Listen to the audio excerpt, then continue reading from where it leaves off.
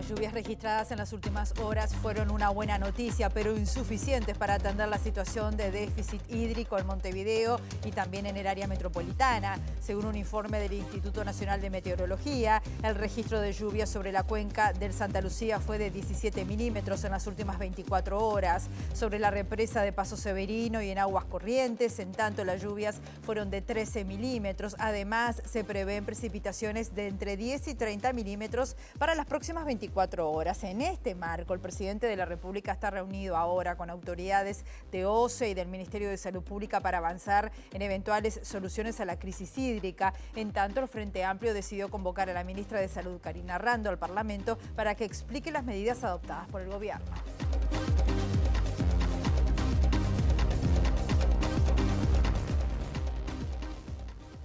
¿Qué tal? ¿Cómo están? Bienvenidas, bienvenidos a MBD Noticias. Comenzamos con información desde Montevideo, con 18 grados a esta hora, en una jornada que va a seguir con el cielo nuboso, algo nuboso, precipitaciones y tormentas en la noche, con neblinas y bancos de niebla. Y los vientos que van a estar soplando del sureste entre 10 a 30 kilómetros por hora, pero con rachas que pueden llegar a 40 kilómetros por hora y una máxima anunciada de 18 grados. Como siempre, viendo algunas de las cámaras del Centro de Gestión de Movilidad de la Intendencia, sepan que en Ciudad de Bahía Blanca, entre Lorenzo Valle y Avenida Miranda, hasta las 5 de la tarde hay carga y descarga, o en Juan Antonio Rodríguez, entre Rodó y Chaná, hasta las 4 de la tarde hay trabajo de hormigonado, o en 25 de mayo, entre Juan Carlos Gómez y Ituzaingó, también allí hay una filmación, por lo cual va a estar cortado desde las 18 hasta las 6 de la mañana. Compartimos ahora algunos de los otros títulos que se están desarrollando hasta ahora. Entre 2018 y 2022 se acentuaron las diferencias de aprendizaje entre los estudiantes de distinto nivel socioeconómico, según el último informe Aristas del Instituto Nacional de Evaluación Educativa. El colectivo de expresos políticos Crisol aseguró que el proyecto de reparación a víctimas de grupos armados es miserable, ya que reaviva la teoría de los dos demonios y vulnera el derecho de igualdad. El Frente Amplio alcanza el 44% de intención de voto y supera por 6 puntos a la coalición multicolor, que alcanza el 38% según la última encuesta de Cifra. El 18% de la población aún se mantiene indecisa. La Suprema Corte de Justicia presentó su proyecto de rendición de cuentas, donde reclamó la creación de cargos de jueces suplentes y de defensores públicos, así como el pago de salario vacacional a los trabajadores judiciales.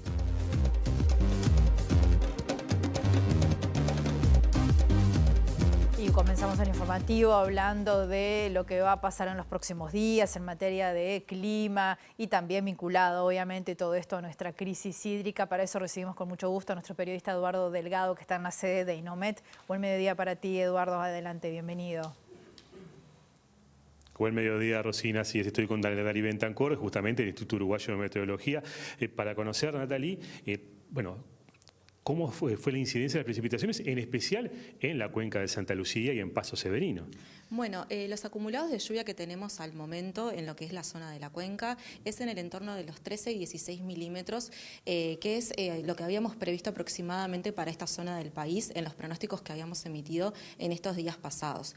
Este evento de 16 milímetros es aproximadamente por zonas de tormentas, o sea, son muy puntuales y muy aislados.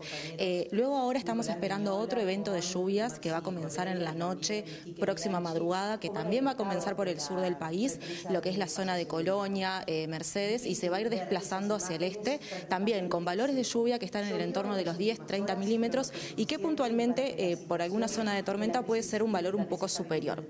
Sí es importante destacar de estas tormentas es que estamos esperando que tengan bastante actividad eléctrica, rachas de viento y probable caída de granizo, o sea, no es tanto el evento de precipitación en sí, sino más bien lo que es la actividad eléctrica, las rachas y la probabilidad de caída de granizo. ¿Y de qué forma tienen previsto que esto pueda incidir justamente en la situación de crisis hídrica que vive el país? Bueno, en sí desde el Instituto lo que hacemos son pronósticos de lluvia, luego ya cómo incide depende de otro organismo. O sea, nosotros lo que evaluamos y vemos las condiciones atmosféricas para que se generen precipitaciones y bueno, los posibles acumulados de lluvia que puedan haber y bueno, de ahí luego el resto se maneja con esta información que bueno, que nosotros les brindamos. Precisamente, ¿cómo es el pronóstico que dice va a llover más? ¿Llovió en las últimas horas? ¿Fue suficiente? Bueno, en las últimas horas, sí, como les decía, llovió en lo que es la zona de la cuenca, estuvieron valores en el entorno de los 13 y 16 milímetros, que era lo que estábamos pronosticando desde el instituto. Sí estamos esperando ahora un nuevo evento de precipitaciones y de tormentas para la próxima madrugada, con valores que también son en el entorno de los 10-30 milímetros, pero que puntualmente puede haber algún valor superior asociado a zonas de tormenta. Sí, como les decía, lo destacable de estas tormentas o lo que hay que prestar más atención son a la actividad eléctrica, a las posibles rachas de viento y también a la probabilidad de granizo, que es, digamos, lo significativo de este evento más que las precipitaciones, que en realidad es lo que más se precisa.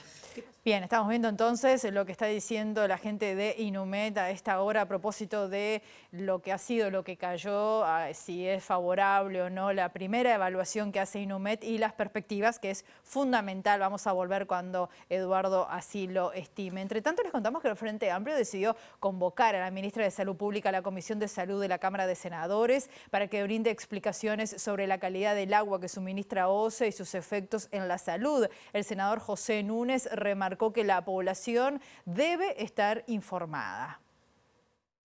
El Frente Amplio había planteado hace varios días, 15 días más o menos, que ante la Comisión de Salud Pública del Senado la necesidad de que concurriera la ministra a informar sobre las apreciaciones que tiene el Ministerio de Salud Pública sobre la calidad del agua, los perjuicios para la salud y bueno, ¿cuál es el límite, verdad? ¿Cuál es el límite que se podrá autorizar de cloro, de sodio?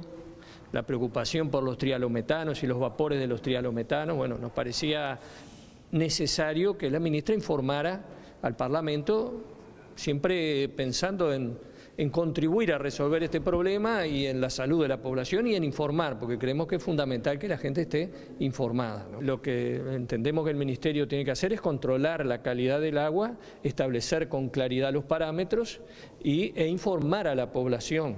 Y como parte del Poder Ejecutivo, el Ministerio tiene que contribuir a que se adopten las medidas para que la población pueda acceder al agua potable.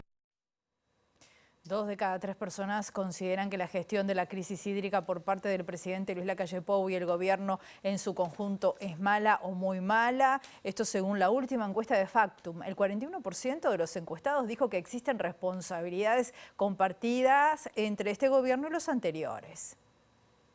El relevamiento de Factum muestra que solo 3% de la población consideró como muy buena la gestión presidencial y del gobierno y el 27% como buena. Por el contrario, 34% considera que la actuación en la crisis hídrica es muy mala y el 29% que es mala, totalizando 63%, mientras que 2% tuvo opiniones neutras y 5% prefirió no pronunciarse. En Montevideo la valoración negativa es mayor que el promedio, 71%, y en el interior cae por debajo del valor nacional a 57%. Si se tiene en cuenta la votación de 2019, la condena crece hasta 89% entre los votantes del Frente Amplio y cae a 45% entre los multicolores. Con respecto a las responsabilidades, 41% dijo que son compartidas entre este gobierno y los anteriores, 32% que corresponde a los gobiernos anteriores, 15% al gobierno actual, el 11% no adjudica responsabilidades por tratarse de un fenómeno natural. Factum consignó también que 48% de los votantes del Frente Amplio colocan las responsabilidades compartidas entre el actual gobierno y los anteriores, mientras que el 52% de los multicolores culpó únicamente a las administraciones pasadas. Y la rendición de cuentas ya está en el Parlamento, ya está siendo motivo de estudio y con eso están también las delegaciones diferentes que están llegando al Palacio Legislativo a manifestar preocupación o sugerencias. Una de esas delegaciones ha sido la compuesta por la Universidad de la República y en eso ha estado trabajando y está trabajando nuestro periodista Luca Veloz. Buen mediodía, Luca, ¿cómo estás? Adelante, bienvenido, por favor.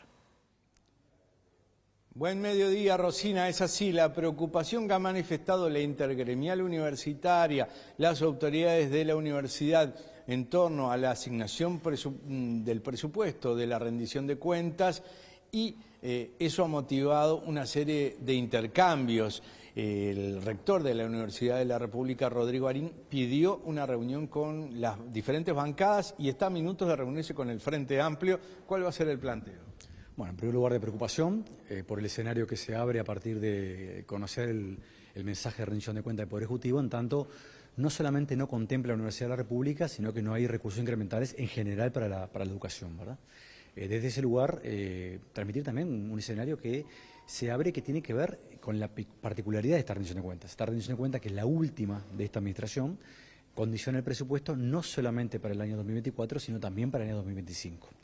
Lo que la universidad no tenga de recursos incrementales en los próximos 2 años, de alguna manera determina un escenario en donde no va a ser posible pensar ni en nuevas carreras, ni nuevas ofertas de desarrollo académico en general en el territorio nacional, pero sobre todas las cosas es un escenario en donde una buena noticia, que es el aumento de la matrícula en todo el país, en Montevideo, pero también en otras distintas centros universitarios en el interior del país, no va a ser contemplado con incrementos en la cantidad de horas docentes. Entonces, por lo tanto, tenemos serias dificultades para poder atender una masa creciente de estudiantes, más diversos, más heterogéneos, que el país necesita en general, pero que a la misma vez no estamos en condiciones de hacerlo con los mismos estándares que lo hacíamos antes de la pandemia, ¿no? ¿Cuál es la diferencia entre el crecimiento de la matrícula y los recursos docentes y también materiales? Bueno, venimos de un proceso de deterioro importante en la relación horas docentes-estudiantes, producto de la caída del presupuesto real de la Universidad de la República en los últimos años y producto también del incremento de la matrícula. Ese deterioro nos ubica en el peor lugar en esta relación en los últimos 10 años. Eso, por supuesto, condiciona en algún sentido los marcos de accionar de la institución para atender a las generaciones de ingreso. Generaciones que además vienen del COVID. Vienen con niveles de formación más frágiles, que tienen que ver también con un evento externo que implicó 2 años prácticamente de terminar la educación secundaria bajo el signo de la pandemia. Atendiendo a esto, ¿cuánto necesita la universidad? ¿Cuánto es el pedido? En la Universidad de la República está pidiendo $100 millones. De los $100 millones, la enorme mayoría tienen que ver con esto, con volver a compensar la relación horas docente-estudiante que tiene la institución. Después hay otros pedidos, por supuesto. Por ejemplo, continúa el desarrollo del interior del país. Queremos profundizar nuestra estrategia interior del país, por ejemplo, fortaleciendo los recursos que hemos asignado al suroeste, a Colonia Soriano, pero también atendiendo otras realidades. Estamos al borde de poder hacer una licitación de un edificio nuevo en Paysandú. Nos faltan algunos recursos incrementales que tenemos que concretar a través de algún mecanismo. El ejercicio pasado, aquí en el Parlamento, se reasignaron fondos y se pudo focalizar en determinados programas. ¿Hay expectativa de que pase eso mismo y cuál sería? Me acuerdo de la atención a las personas con cáncer en el Hospital de Clínicas, otros recursos que se fueron reasignados. Esos recursos se reasignaron y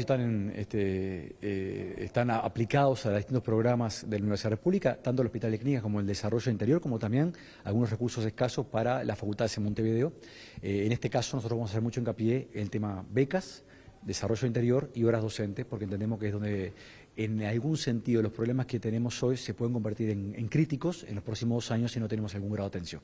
Agradecemos al rector Rodrigo Arín estos minutos antes de la reunión con la bancada del Frente Amplio, ronda que seguirá con los otros partidos políticos con presencia parlamentaria. Muchas gracias, Luca. Y esta preocupación que manifiesta Arim es compartida, obviamente, por la Asociación de Docentes de la Universidad de la República, que ya anunció que va a pedir reuniones a todas las bancadas políticas y se va a movilizar para denunciar el incremento cero previsto en el proyecto de rendición de cuentas para la mayor casa de estudios. Héctor Cancela, que es el presidente de ADUR, dijo a MBD Noticias que es fundamental mejorar el salario de las y los trabajadores docentes y no docentes de la UDELAR. Ahora nos encontramos ya con una rendición de cuentas, con un mensaje del Poder Ejecutivo que tiene un 0% de incremento para la universidad, para la educación en general. Y bueno, es algo que realmente nos preocupa mucho. Fue esa preocupación que manifestamos ayer, porque bueno, sigue creciendo la matrícula. Las y los estudiantes quieren ingresar y bueno, entendemos que no es normal que el país no pueda atender ese futuro de las y los jóvenes y darle las condiciones para que puedan desarrollarse y estudiar como merecen. La universidad, el 60% de las y los docentes son lo que llamamos grado 1 y 2, son grados de ingreso. Y bueno, como un ejemplo, un grado 1 cuando entra a la universidad está cobrando nominalmente 19.000 pesos. Yo acabo de tener una reunión con 4 de esos docentes que empiezan y bueno, realmente hay mucho compromiso, hay muchos años de estudio. De repente estuvieron 4 o 5 años estudiando ingeniería para poder llegar a ser docentes y están ganando bastante menos que mi hijo, que con 18 años empezó ahora como cadete con 29.000 pesos. Para atender a la universidad efectivamente necesitamos que las y los trabajadores, docentes y no docentes, puedan tener una vida digna. El Instituto Nacional de Evaluación Educativa presentó los resultados de las pruebas aristas en lectura y matemáticas realizadas en estudiantes de tercer año. El presidente del organismo, Javier Lacida, dijo que a diferencia de otros países del mundo, en Uruguay los resultados se estancaron respecto al periodo prepandemia. Sin embargo, se mantienen las inequidades producto de las diferencias socioeconómicas. En el contexto de un desplome de los resultados a nivel internacional como fruto del COVID, los resultados uruguayos se mantuvieron estables o uno podría decir estancados con respecto a la medición anterior de 2018. La mala noticia es que no avanzamos cuando es prioritario avanzar porque los resultados del 2018 tampoco eran buenos. El esfuerzo que se hizo de las autoridades educativas, desde los niños, desde los adolescentes, desde las familias, desde el plan Ceibal, con el que el país contaba, posibilitó que los resultados de la pandemia no fueran tan graves. Ahora, Uruguay tiene un estancamiento de larga data en sus resultados educativos. Hay un problema de inequidad, sí, hay que se amplió un poquito en esta medición y hay un problema de inequidad en los aprendizajes entre los estudiantes de nivel socioeconómico más alto y más bajo, y hay un problema también en lo que pueden hacer los educadores con ellos, en lo que pueden hacer los docentes. Nosotros observamos que se hacen cosas distintas porque en la medición de punto de partida los docentes perciben de que no pueden desarrollar. Por su parte, el presidente del CODICEN, Robert Silva, defendió una vez más la transformación educativa y se mostró optimista en que el Parlamento redistribuya dinero para la educación en el marco justamente de la rendición de cuentas. Nosotros tenemos esperanza firme en que el Parlamento va a redistribuir recursos y nos va a asignar lo que hemos pedido, porque creo que esto demuestra la imperiosa necesidad para el desarrollo productivo del país, para el desarrollo en general de esta nación, pero para el desarrollo humano, para la concreción de los proyectos de vida hay que cambiar la educación. Esto lo ratifica. Entonces, pedimos plata porque la necesitamos. Y si no tenemos todo, veremos cómo lo vamos a hacer. La transformación educativa, creo que hay un compromiso y yo reitero, miren, de esta evaluación que presenta el INED, yo me voy con más fuerza que antes. Hay que trabajar por cambiar la educación, hay que buscar las formas de concretar todo lo que estamos estableciendo y desarrollando y que se viene además cosas superiores, sobre todo para el bachillerato, para la formación de docentes, que es otro gran tema que la evaluación puso, Otro gran tema que el INED nos pone en evidencia, la necesidad de profesionalizar las prácticas. La decisión de Uruguay de no firmar la declaración final de la cumbre del Mercosur es parte de una estrategia consistente del gobierno de Lacalle Pou, pero que no ha dado resultados. En entrevista con Primera Edición de MBD Noticias, el docente de Economía Política Nicolás Pose dijo que pese a la balanza comercial desfavorable, Uruguay necesita al bloque regional.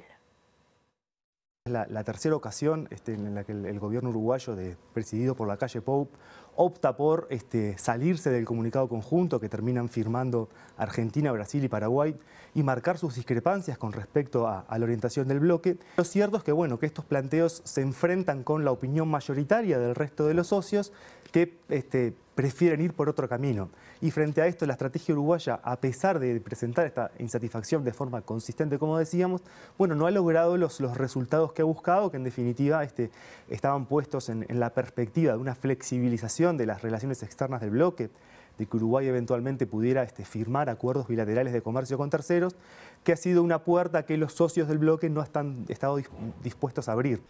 Más allá de las coyunturas políticas y económicas de la región y la postura de Uruguay de ampliar mercados y buscar acuerdos extrarregionales, Uruguay necesita del Mercosur. El país ha seguido una estrategia de diversificación de mercados, sobre todo desde la década del 2000 en adelante, apoyada también por nuevas condiciones externas. El ascenso de China ahí como gran potencia económica ha permitido un nuevo mercado en donde insertar buena parte de la oferta exportadora del país, pero al mismo tiempo tenemos un conjunto de bienes que encuentran en los mercados del Mercosur y en particular en el mercado de Brasil un destino relevante, y son bienes que difícilmente puedan encontrar un sustituto en el corto plazo. Por eso Uruguay plantea su insatisfacción con el bloque, pero al mismo tiempo permanece en la organización. El Frente Amplio alcanza el 44% de intención de voto y supera por 6 puntos a la coalición multicolor, que alcanza el 38%, esto según la última encuesta de Cifra. El informe destaca una caída de adhesiones hacia el Partido Nacional hasta un mínimo de 27% desde marzo del 2020. Los datos de Cifra muestran que el 38% del respaldo a la coalición multicolor se divide en 27% al Partido Nacional, 6% al Partido Colorado, 2% a Cabildo Abierto y 1% al Partido Independiente. En tanto, un 2% asegura que votará por un partido de la coalición multicolor, pero no sabe a quién. En este contexto y con una oposición que marcó 44% de apoyo, la consultora señala que desde finales de 2022 las mediciones reflejan estabilidad entre las dos mitades. Las preferencias por el Frente Amplio oscilan entre el 41 y 44%, mientras que la variación en la coalición de gobierno se mueve entre 38 y 40%. Al respecto, se establece que se observan más variaciones dentro de la coalición, con el Partido Nacional perdiendo 4 puntos a favor de sus socios. Los blancos obtienen su registro más bajo desde marzo de 2020 con un 27% en intención de voto. Cifra concluye que las personas indecisas llegan a 18% y definirán el próximo gobierno, y resalta que en Montevideo el Frente Amplio es apoyado por más de la mitad de la población, mientras que en el interior la coalición supera al Frente, aunque la diferencia es de apenas 4 puntos, 43 a 39%. Según informó el diario El Observador, el ministro de Vivienda, Raúl Lozano, pidió la renuncia al director de vivienda de esa cartera, Jorge Cereta, persona de confianza de Irene Moreira, algo que genera tensión en la interna de Cabildo Abierto. En este sentido, el senador cabildante Guillermo Domenech le bajó el perfil al asunto. Dijo que la interna de su partido está muy tranquila y que cada ministro tiene el derecho de elegir a los integrantes de su equipo. La interna de Cabildo Abierto está muy tranquila. Lo que pasa es que desde afuera hay muchos intereses también en que Cabildo Abierto desaparezca. Yo creo que cada ministro tiene derecho a formar su equipo, a rodearse con las personas con las que tiene más afinidad personal, porque a veces ese tema de afinidad personal es importante. No va en desmedro de Cereta, no significa que se enjuicie a Cereta de ninguna manera. ¿Esas son disposiciones que se toman por parte de un ministro de forma individual o se discuten dentro de la interna del propio Cabildo Abierto? Bueno, realmente no hay una regla para ese tipo de cosas. Ustedes saben bien, ¿no? A veces esas resoluciones se toman en los círculos de gobierno del partido, a veces la toma el propio ministro, según la realidad es tan variable que es imposible fijar normas generales en esa materia. El colectivo de expresos políticos Crisol aseguró que el proyecto de reparación a víctimas de grupos armados es miserable, ya que reaviva la teoría de los dos demonios y vulnera el derecho de igualdad. Waldir Tavares, integrante de Crisol, dijo a MBD Noticias que la indemnización prevista en este proyecto es mayor que la otorgada a las víctimas del terrorismo de Estado. Establece que para ser considerado víctima en este proyecto que se votó ayer, bastan con 72 horas de retención. Mientras que la ley 18.596, para ser considerado víctima en el sentido de que te dan un papelito que dice que fuiste víctima, te pide 6 meses de prisión y no haber sido procesado, ¿verdad? Entonces, es realmente un proyecto que no se explica por qué tiene esta característica, pero además tampoco se explica por qué ahora. ¿Por qué ahora? Hubieron 2 gobiernos colorados, 3 gobiernos colorados, hubo un gobierno blanco, hubieron 4 gobiernos con esas características y nunca se planteó este tema, nunca surgió este tema. ¿Por qué ahora? Parece bastante claro que hay una negociación bastante espúrea con Cabildo Abierto, con los sectores más reaccionarios, con gente como Subía, en fin. Parece claro que no se trata simplemente de un acto indemnizatorio por características humanitarias.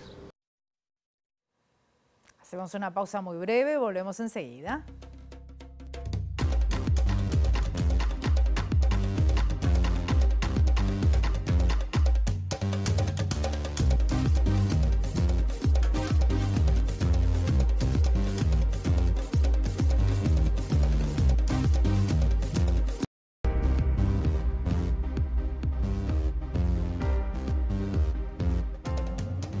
Segundo bloque de MBD Noticias, continuamos con la información con 18 grados a esta hora aquí en Montevideo. Les contamos que el sindicato de Acodique planteó en el Parlamento su preocupación por la falta de solución al despido de decenas de trabajadores en el mes de marzo. El dirigente Andrés Guichón dijo que hay intencionalidad de los empresarios de precarizar el trabajo y apunta contra jerarcas de ANCAP y el titular del Ministerio de Industria porque dice que no cumplieron los compromisos asumidos.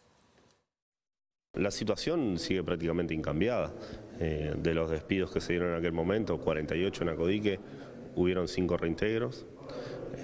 Después se ha tomado personal nuevo, mucho más de los que fueron despedidos. Ha dejado en evidencia de que el trabajo existe, lo que no se quiere es organización sindical. Veremos en estos próximos días si tenemos alguna novedad, si no de lo contrario vamos a seguir profundizando el conflicto. Guichón señala que los titulares de ANCAP y del Ministerio de Industria no cumplieron los compromisos asumidos de que las reestructuras en el sector no iban a afectar los puestos de trabajo. Hoy es de orden decir que es una vergüenza lo que están haciendo estos señores, ¿no? Estas autoridades, porque tuvieron un compromiso claro y fuerte delante de los trabajadores en noviembre del año pasado, donde no íbamos a perder ni puestos de trabajo ni condiciones de trabajo. Y que hoy estén contentos con la resolución que tuvo estos nuevos contratos es hasta una vergüenza y una falta de respeto para las familias que están en la calle. No solo por una cuestión de ideología, sino por una cuestión de respeto hacia las personas. Entonces, hoy tenemos trabajadores en la calle por ser sindicalizados. No desapareció el trabajo, no se vende menos supergas, las paramétricas son iguales. Acá lo que hay es precarización de trabajo y reestructura y quitar la organización sindical del medio. Y eso se está avalando de estas autoridades y desde el Ministerio de Trabajo también. Nos vamos a Torre Ejecutiva, hay una reunión muy importante entre el presidente y todos los organismos involucrados en la crisis hídrica. Federico Jurkovic está allí. Buen mediodía, Federico. Adelante, bienvenido. ¿Qué tal, Rosina? Buen mediodía, exactamente. Ya terminó la reunión a la que tú hacías referencia, convocada por el presidente de la República, Luis Lacalle Pou. Participó también el secretario de Presidencia, Álvaro Delgado, que será el vocero de lo que allí transcurrió. Lo estamos esperando. Ya se retiraron los demás integrantes de esta cumbre, podríamos decir, por la crisis hídrica, entre ellos el ministro de Desarrollo Social, Martín Lema, la ministra de Salud Pública, Karina Randon, también el ministro de Defensa Nacional, el de Ambiente. Se están tomando medidas y esas son las que se van a comunicar. Cada uno de los que iban saliendo le pasaban la posta a Álvaro Delgado. Recordemos que está en carpeta la posibilidad de aumentar los valores de sal todavía más a medida que se acaba el agua dulce en la represa de Paso Severino y también el desvío del río San José para aumentar el caudal del embalse así en el río Santa Lucía. Entre otras cosas también está pendiente la posibilidad de colaboración por parte de Colombia que ofreció el presidente Gustavo Petro. De ahí intuimos que tendría alguna razón de participación el canciller Francisco Bustillo en esta cumbre, otro de los que estuvo presente,